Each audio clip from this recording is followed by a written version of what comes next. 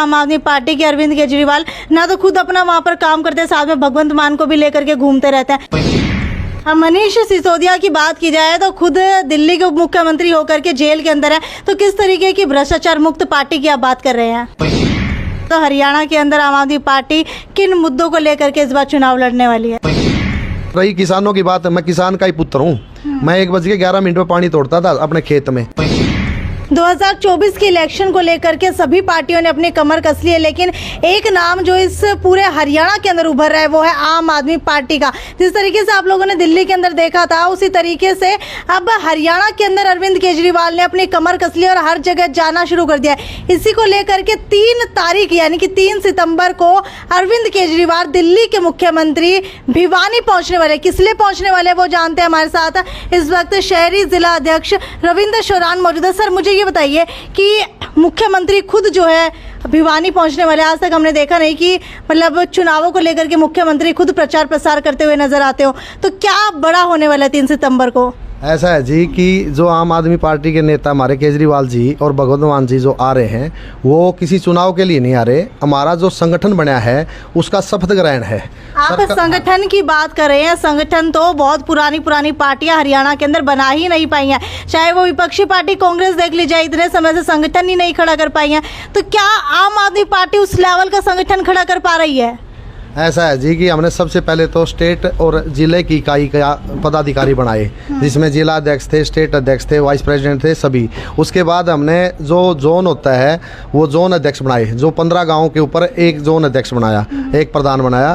तो इस वजह से दूसरा हमने सारे जो बनाए सर्कल प्रधान, वो 5 गाँव के ऊपर बनाए हैं। 5 गांव के ऊपर सर्कल प्रधान हमने बनाए हैं। उसके बाद हम विलेज की कमेटियां बनाएंगे। हर कमेटी के अंदर 21 के लगभग एक गांव से पदाधिकारी बनेंगे। इस तरह आपको लगता है कि इतने ज़्यादा पदाधिकारी बनाने का फ़ायदा आप लोगों को इलेक्शन में मिलेगा? हाँ, इसका फ़ायदा सीधा है जी कि हम ग्राउंड लेवल से लेके और ऊपर तक सारे पदाधिकारी, हमारे सारे जुझारू काम करने वाले आम आदमी ही इसमें वर्कर हैं। इसमें कोई पैराशूट से आके नेता नहीं बना, इसमें सभी नेता भी आम ही हैं। और आम आदमी पार्टी आम आदमी को ही यहाँ से टिकट देगी अब की बार सभी को। और बहुत बढ़िया संगठन बना के आम आदमी पार्टी ने, देखो आप दिल्ली में आज जो 3 बार जीत ली दिल्ली, और उसके बाद पंजाब जीत गई, और फिर एमसीडी जीत गई दिल्ली में। तो आम आदमी पार्टी ने काम पर वोट मांगे है, न कि आम आदमी पार्टी ने और किसी प्रकार से वोट नहीं मांगा। आम आदमी काम करती है और काम पर विश्वास रखती है। लोकसभा अध्यक्ष पवन फौजी भी इस वक्त हमारे साथ है। मुझे ये बताइए, ये कह रहे हैं कोई पैराशूट से नहीं आए हैं, तो आपको नहीं लगता कि पंजाब के सीएम अगर भिवानी के अंदर जा रहे हैं तो पैराशूट से ही तो आए होंगे? मैडम, पैराशूट से नहीं, वो रोड से चल कर आएंगे। पैराशूट्स का मतलब है, हमारे जो नेताजी ने बताया, पैराशूट से भाई अचानक इलेक्शन के टाइम पे कोई अचानक नेता आ जाए और उसको टिकट दे दे, वो पैराशूट से होते हैं। ना कि चल के किसी हेलीकॉप्टर से आ गए या पैराड्रॉप, आर्मी वाला पैराड्रॉप नहीं है ये। विपक्षी तो बार बार कहते हैं कि आम आदमी पार्टी के अरविंद केजरीवाल ना तो खुद अपना वहां पर काम करते हैं, साथ में भगवंत मान को भी लेकर के घूमते रहते हैं। क्या कहना चाहेंगे? विपक्षियों का तो काम है मुद्दा उठाना। जैसे अरविंद केजरीवाल की लोकप्रियता पूरे देश के अंदर बढ़ रही है, काम करने की जो इच्छा शक्ति उनकी है, जो कट्टर ईमानदार बोलते हैं, वो कट्टर ईमानदार पूरे देश के अंदर एक कोई नेता है तो अरविंद केजरीवाल जी है। नहीं तो किसी की छाती के अंदर ऐसे काले बाल नहीं जो मंच के ऊपर खड़ा होकर बोले मैं कट्टर ईमानदार हूँ। पूरे बीजेपी ने अपनी ताकत लगा ली, अपनी किसी भी प्रकार की, चाहे सीबीआई जाँच हो, दूसरी जाँच एजेंसियाँ भी इसके पीछे लगा ली, लेकिन उसकी ईमानदारी के ऊपर कोई उंगली नहीं उठा सकता। आप बिजली आंदोलन की बातें लगातार कर रहे हैं, वो अनुराग ढांडा के नेतृत्व के अंदर चल रहा है, तो क्या हम लोग मान सकते हैं कि हरियाणा के अंदर अगले सीएम के उम्मीदवार के अंदर रूप के अंदर वो चेहरा अपना उभार रहे हैं? अलग अलग दिशा में आपने बताया, अनुराग ढांडा जी के नेतृत्व में नहीं, हमारे जो भी नेता हैं, चाहे हमारा हरियाणा का अध्यक्ष है सुशील गुप्ता जी, कैंपेन कमेटी के चेयरमैन अशोक तंवर जी हैं, निर्मल सिंह जी हैं और अनुराग ढांडा जी हैं, सबको अलग अलग जिम्मेदारियां दी हैं। सबको, चाहे हमारा हरियाणा का अध्यक्ष हो, चाहे हमारे दूसरे भी सुपर नेता हों, सबको गांव दिए हुए थे। उन्होंने भी गांव में जाके अपने सर्कल इंचार्ज और बिजली आंदोलन किया, डोर टू डोर किया है उन नेताओं ने भी। दूसरी पार्टियों में ऐसा नहीं है, नेता सिर्फ मंच पर आते हैं, हमारे नेता घर घर तक जाकर लोगों की आवाज़ों को सुनते हैं। आप बिजली आंदोलन की बात लगातार कर रहे हैं, पंजाब के अंदर आप लोगों ने फ्री की, दिल्ली के अंदर फ्री की, लेकिन अगर पंजाब को उठा करके देखा जाए तो पंजाब के कुछ लोग विरोध भी इस चीज़ का करते हुए नजर आते हैं कि जो आम आदमी को फायदा मिलना चाहिए बिजली फ्री का, वो तो मिल ही नहीं पा रहा। बिल्कुल पूरा फ़ायदा मिल रहा है आम आदमी पार्टी को। पंजाब के अंदर 90% लोग ऐसे हैं जिसका बिजली का बिल जीरो आता है, लेकिन आम आदमी पार्टी तक तो वो सुविधा पहुंच ही नहीं पा रही। इतने सारे रूल्स लगा दिए गए हैं, इतनी सारी चीज़ें जो है उस बिजली फ्री के अंदर लगा दी गई हैं, लोगों को समझ में ही नहीं आ रहा कि वो बिजली फ्री ले तो ले कैसे है। कोई भी रूल नहीं है, कोई रूल रेगुलेशन नहीं है। जैसे लोग 300 यूनिट बिजली की फ्री है, 2 महीने की 600 यूनिट बिजली की फ्री है, तो लोगों को 600 यूनिट बिजली फ्री मिल रही है। इसके ऊपर कोई नई किसी प्रकार की भी आपने जैसे बता रूल लगा दिए, कोई नए रूल नहीं लगाए हैं। हम मनीष सिसोदिया की बात की जाए तो खुद दिल्ली के उप मुख्यमंत्री होकर के जेल के अंदर है, तो किस तरीके की भ्रष्टाचार मुक्त पार्टी की आप बात कर रहे हैं? बिल्कुल 100% भ्रष्टाचार मुक्त पार्टी है हमारी। ये तो एक षड्यंत्र के तहत हमारे मनीष सिसोदिया जी को, सत्येंद्र जैन जी को फंसाया गया है। ये मतलब तानाशाह है, तानाशाही के चलते हुए ये किसी भी नेता पर, जो बीजेपी के अंदर आ जाता है नेता, वो दूध का धुला हुआ है या ऐसी वॉशिंग मशीन है इनके पास, जो भी नेता बीजेपी के अंदर चलेगा वो बिल्कुल साफ और सफ़ेद निकलता है, और दूसरे अन्य किसी भी राजनीतिक दल को सारे भ्रष्टाचार। तो क्या आम आदमी पार्टी दिल्ली के उप मुख्यमंत्री और शिक्षा मंत्री को सही साबित नहीं कर पाई है अभी तक? बिल्कुल 100% साबित कर रही है। दूसरी एजेंसियां, आपको अभी बताया था मैंने, एजेंसियां पीछे लगा रखी हैं, लेकिन 100% ईमानदार और कट्टर ईमानदार आदमी है। अच्छा, अगर हरियाणा की बात की जाए तो हरियाणा के अंदर आम आदमी पार्टी किन मुद्दों को लेकर के इस बार चुनाव लड़ने वाली है?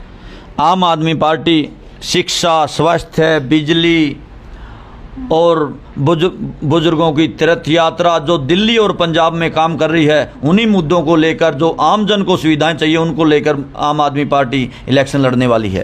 ठीक है, अगर पिछले शपथ ग्रहण की हिसार के अंदर बात की जाए तो जो ट्यूलिप के अंदर कराया गया था, उसके अंदर जो आम आदमी पार्टी के कार्यकर्ता थे, पुराने और जुझारू कार्यकर्ता, जो शुरू से लेकर के आखिर तक आम आदमी पार्टी के लिए लड़ रहे थे, वो या तो वहाँ पर दिखाई नहीं दिए, दिखाई दिए तो पीछे बैठे हुए थे। क्या समझे हम लोग?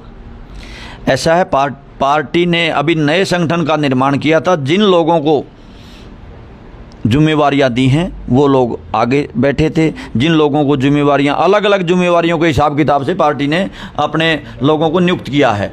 पुराने कार्यकर्ताओं को भी बड़ा मान सम्मान देती है ये पार्टी, ऐसा नहीं है किसी को मान सम्मान से वंचित करती हो। हमारे पुराने कार्यकर्ता भी आगे बैठे हुए थे। लेकिन अगर बात की जाए कार्यकर्ताओं की, हमें तो वहाँ पर कोई कार्यकर्ता आगे दिखाई नहीं दिया, और गुटबाजी जो है बेहद ज़्यादा थी, क्योंकि जब पूरा कार्यक्रम होने के बाद उनसे बात की गई तो उनका भी यही कहना था कि हमें तो इम्पोर्टेंस दी ही नहीं गई। ऐसा एक भी हमारे पास कोई भी कार्यकर्ता नहीं मिलेगा जो बोलेगा हमारे आम आदमी पार्टी के अंदर गुटबाजी है। यहाँ स्वच्छ और साफ करने वाले लोग हैं, मतलब आम लोग, किसी की सिफारिश नहीं चलती। यहाँ जो मेहनत करता है उसी को जिम्मेवारी दी जाती है। यहाँ पर आप मेहनत की बात करें, रविंद्र शौरान जी, आपको भी किसानों की जिम्मेदारी दी गई थी। मुझे ये बताइए, किसान इतने समय से धरने के ऊपर बैठे हुए हैं, कितनी बार आप उनके पास गए हैं? ऐसा है जी कि मैं जब पार्टी में आया था तो किसान विंग की मेरे को जिम्मेवारी दी गई थी। अब मेरे को जिले की मेन विंग की जिम्मेदारी दी गई है, और आम आदमी पार्टी का ही काम एक है। किसान आम आदमी नहीं है? मैं यही तो कह रहा हूँ कि आम आदमी का ही काम कर रही है आम आदमी पार्टी। दिल्ली में आप जाओगे, जहाँ भी पंजाब में जाओगे, तो आम आदमी पार्टी आम आदमी का ही, किसानों का ही काम कर रही है। किसानों के लिए हम हर धरने पे गए।